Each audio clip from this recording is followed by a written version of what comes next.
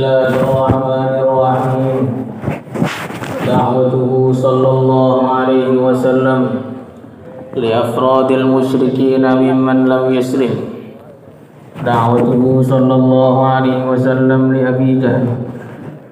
أخرج البيهقي عن المغيرة بن شعبة قال: إن أول يوم عرفت فيه رسول الله صلى الله عليه وسلم أني أمشي أنا وأبو جهل بن هشام في بعد أزقة مكة إذ لقينا رسول الله صلى الله عليه وسلم. وقال رسول الله صلى الله عليه وسلم لأبي جهل: يا أبا الحكم هلم إلى الله وإلى رسوله أدعوك إلى الله. فقال أبو جهل: يا محمد هل أنت منتهي عن سب آلهتنا؟ هل تريد إلا أن تشهد أنك قد بلغت؟ ونحن نشهد أنك قد بلغت. فوالله لو أني أعلم أن ما تقول حق لاتبعتك. فانصرف رسول الله صلى الله عليه وسلم وأكبر علي فقال: والله إني لأعلم أن ما يقول حق ولكن يمنعني شيء أن بني قصي يقول فينا الحجابة فقلنا نعم، ثم قلنا فينا السقاية فقلنا نعم، ثم قالوا فينا الندوة فقلنا نعم، ثم قالوا فينا اللواء فقلنا نعم، ثم أطعموا وأطعمنا حتى إذا تحكت الركب قالوا منا نبي والله لا أفعل.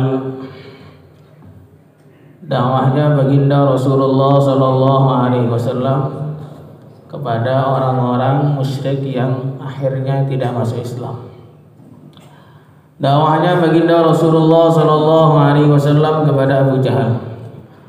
Al-Imam Al-Baihaqi telah meriwayatkan dari Mughirah bin Syu'bah.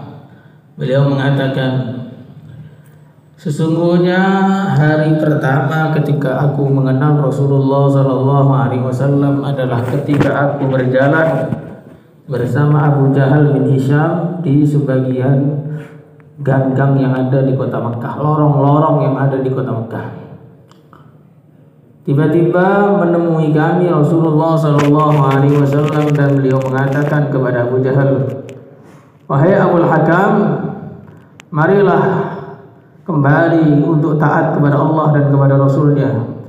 Aku mengajak engkau untuk menyembah Allah. Aku mengajak engkau untuk taat kepada Allah. Maka Abu Jahal mengatakan, wahai Muhammad, apakah engkau tidak akan berhenti untuk mencaci Tuhan-Tuhan kami? Wahai Muhammad, apakah engkau tidak menginginkan dari kami kecuali agar kami menyaksikan bahwasanya engkau telah menyampaikan apa yang diperintahkan kepada engkau? Ya, kami sudah menyaksikan engkau telah menyampaikan.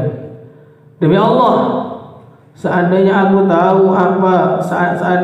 tahu apa yang engkau mengucapkan adalah kebenaran, tentu aku akan mengikuti engkau. Maka kemudian Rasulullah Shallallahu Alaihi Wasallam pun pergi meninggalkan Abu Jahal. Abu Jahal pun lantas berpaling menghadap kepadaku, yaitu Mughirah, sambil mengatakan, demi Allah, aku sebenarnya mengetahui bahwasanya agama Muhammad adalah benar. Akan tetapi untuk mengikutinya ada sesuatu yang menghalangiku. Saya tidak akan bisa mengatakan, Bani Qusay mereka mengatakan kami yang memberikan kain penutup Ka'bah. Memang kata dia, memang kalian menutupnya. Bani Qusay punya kemuliaan, kami memberi minum air Zam-Zam kepada jamaah haji. Ya, memang kau yang memberikannya. Bani Qusay, yaitu kabilahnya baginda Muhammad Sallallahu Alaihi Wasallam, mengatakan kamilah yang memiliki tempat pertemuannya orang Quraisy. Ya, benar. Kemudian Bani Qusay juga kemuliaan membawa bendera perang orang Quraisy. Ya, benar. Kemudian karena mereka punya kemuliaan, kami pun usaha mendapatkannya. Mereka kasih makan, kami kasih makan, sampai ketika kami dan dia sudah seakan-akan setara, tiba-tiba mereka mengatakan kami memiliki seorang nabi. Demi Allah, saya tidak akan mau untuk mengikuti mereka. Hadirin yang mulia, alhamdulillah kita sudah mendengar satu kisah yang penuh dengan makna. Tetapi kita ringkas saja karena sudah malam. Makna yang pertama, Masya Allah, bagaimana hidayah itu betul-betul perkara yang mahal, sehingga tidak semua orang yang mengetahui kebenaran diizinkan oleh Allah untuk mengikuti kebenaran. Maka ini satu pelajaran yang berharga, kita dipilih oleh Allah untuk mengikuti jalan yang benar, jalan yang lurus, jalan Islam. Ini satu anugerah yang luar biasa yang harus kita syukuri dengan sebenar-benarnya. Insyaallah semuanya. Kemudian yang kedua kalinya, orang tersesat itu banyak sebabnya. Tapi di antara kesesatan yang merata, kecelakaan yang merata di antara umat-umat zaman dulu dan sampai zaman sekarang adalah karena mereka sudah mengetahui kebenaran, akan tetapi karena ada pertimbangan-pertimbangan keduniaan, pertimbangan untuk mempertahankan jabatan, pertimbangan untuk mempertahankan kekuasaan, akhirnya dia tolak itu kebenaran. Apa yang terjadi? Kekuasaannya hilang, masuk surga pun hanya tinggal angan-angan. Makanya jangan sampai gara-gara pertimbangan dunia akhirnya kita menolak kebenaran.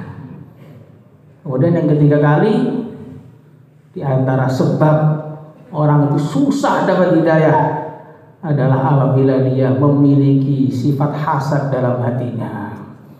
Abu Jahal sebenarnya tahu Nabi itu benar, tapi karena dia ini hasad kepada keluarganya Nabi, hasad kepada sukunya Nabi, dia mengatakan, kau punya Muhammad punya kemuliaan ini, punya kemuliaan ini, kenapa kau saya nggak punya?